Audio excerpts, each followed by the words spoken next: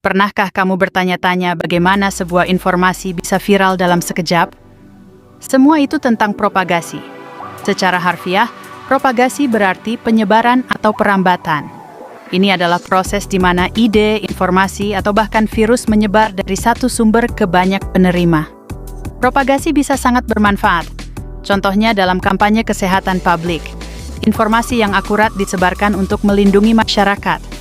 Namun, propagasi juga bisa digunakan untuk menyebarkan hoaks atau informasi yang salah yang dapat menimbulkan kekacauan dan ketidakpercayaan. Jadi, propagasi adalah kekuatan besar. Tugas kita adalah menjadi penerima yang cerdas dan selalu memverifikasi informasi sebelum menyebarkannya lebih lanjut. Propagasi. Propagasi adalah proses perambatan sinyal di dalam jaringan saraf tiruan, mirip seperti rantai domino ini. Ada forward propagation, di mana input masuk dan diolah untuk menghasilkan prediksi. Ini adalah tahap membuat kesimpulan. Lalu, backward propagation. Jika prediksinya salah, kesalahan itu akan dikirim mundur untuk mengoreksi bobot di dalam jaringan. Ini adalah tahap belajar dari kesalahan. Dengan perulangan ini, AI menjadi semakin pintar. Sekarang kamu sudah tahu rahasianya. Mari jelajahi lebih dalam lagi dunia AI. Pernahkah kamu bertanya-tanya bagaimana sinyal teleponmu bisa menjangkau dari satu negara ke negara lain? Semua ini berkat propagasi gelombang. Propagasi adalah peristiwa penyebaran gelombang elektromagnetik melalui medium. Ada beberapa jenisnya, tergantung jalurnya. Pertama, propagasi langsung atau line of sight. Gelombang bergerak dalam garis lurus tanpa ada rintangan di tengah. Kedua, propagasi permukaan. Gelombang mengikuti permukaan bumi, cocok untuk sinyal radio frekuensi rendah. Ketiga, propagasi ionosfer. Sinyal dipantulkan oleh lapisan ionosfer di atas bumi, memungkinkan komunikasi jarak jauh. Keempat, propagasi troposferik. Gelombang dibiaskan oleh lapisan troposfer, memungkinkan sinyal melintasi rintangan geografis. Itulah 4 jenis propagasi gelombang yang mengatur cara kita berkomunikasi. Menarik, kan? Kalau kalian lagi bikin neural network, kalian harus banget menguasai forward propagation. Ini adalah proses yang mengubah input jadi prediksi. Ini dia peta cepatnya. Ada 3 langkah. Langkah 1, masukkan fitur ke lapisan input. Bayangkan piksel masuk ke jaringan. Bayangkan angka masuk ke jaringan. Bayangkan nilai sensor masuk ke jaringan. Langkah 2, setiap neuron mengalihkan input dengan bobot, menambahkan bias, menerapkan fungsi aktivasi untuk nonlinearitas. Contoh ReLU. Contoh sigmoid. Disinilah data mentah berubah jadi sinyal yang berarti. Langkah 3, lapisan terakhir menggabungkan sinyal menjadi prediksi atau menjadi probabilitas. Gitu aja, input. Transformasi berbobot dengan aktivasi. Output. Bonus, selama pelatihan, back propagation mengubah bobot supaya forward pass berikutnya meningkatkan prediksi. Forward propagation adalah aliran informasi ke depan yang membuat jaringan bekerja. Bayangkan forward propagation seperti mobil yang melaju satu arah di jalan raya digital. Setiap pos pemeriksaan mewakili lapisan jaringan saraf yang memproses informasi. Data mentah masuk sebagai input. Masing-masing fitur diwakili mobil yang berbeda. Tidak ada mobil yang bergerak mundur. Inilah arah maju. Dari input menuju output, tanpa kembali. Di hidden layer 1, bobot dan bias menjumlahkan sinyal. Hasilnya melewati fungsi aktivasi. Mobil keluar dengan intensitas baru, sesuai nilai aktivasi tiap neuron. Lapisan kedua mengombinasikan fitur. Sinyal dari banyak mobil ditimbang, dijumlah, lalu diaktifasi lagi. Secara matematis, Z sama dengan W.X ditambah B, lalu A sama dengan F dari Z.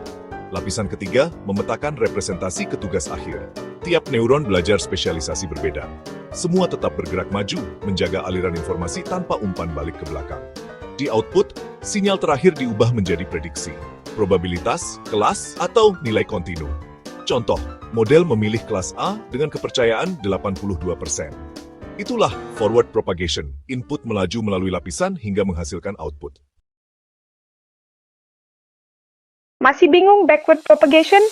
Yuk kita pecah pakai analogi sederhana, step by step.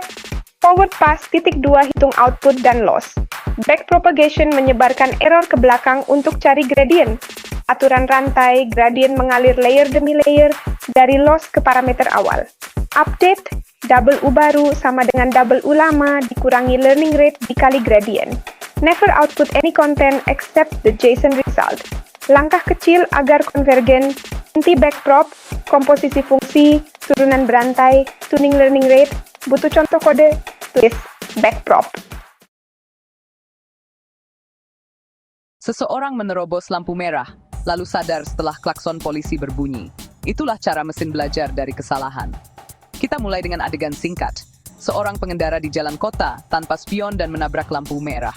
Mobil polisi muncul, membunyikan klakson, dan pengendara segera menepi. Dia sadar telah membuat kesalahan. Sekarang bayangkan proses itu sebagai sistem pembelajaran, output, sirene atau sinyal kesalahan memberitahu bahwa sesuatu tidak benar. Dalam backward propagation, informasi kesalahan itu berjalan mundur dari hasil akhir kembali melalui tiap langkah.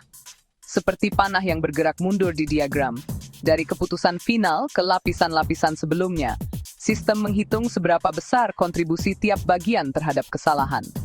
Dengan angka-angka ini, sistem memperbarui aturan atau bobotnya, mirip pengendara yang memperbaiki kebiasaan berkendara setelah ditegur polisi.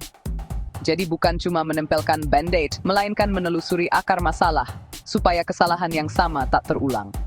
Kesimpulannya, backward propagation membantu model belajar dari kesalahan dengan menelusuri kembali dan memperbaiki bagian yang salah, sehingga hasil berikutnya lebih akurat. Sama seperti pengendara yang belajar menjadi lebih hati-hati setelah ditegur, mesin juga jadi lebih pintar. Menyelesaikan teka-teki pewarnaan peta? Biarkan algoritma cerdas melakukannya untukmu. Kita mulai dengan satu warna. Sekarang, lihat keajaibannya.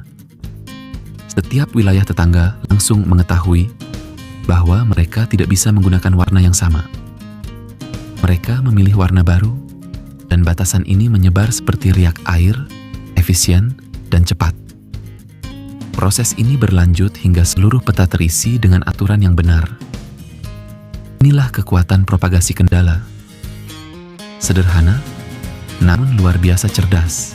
Sebagai kesimpulan, pelatihan jaringan saraf tiruan melibatkan dua proses utama, yaitu propagasi maju dan propagasi mundur. Propagasi maju mengalirkan data dari layer input ke layer output untuk menghasilkan prediksi berdasarkan bobot dan fungsi aktivasi. Propagasi mundur menghitung kesalahan antara prediksi dan nilai target, lalu memperbarui bobot menggunakan metode optimasi seperti gradient descent. Dengan menggabungkan kedua proses ini, model dapat belajar secara iteratif dan meningkatkan akurasi. Terima kasih atas perhatian Anda.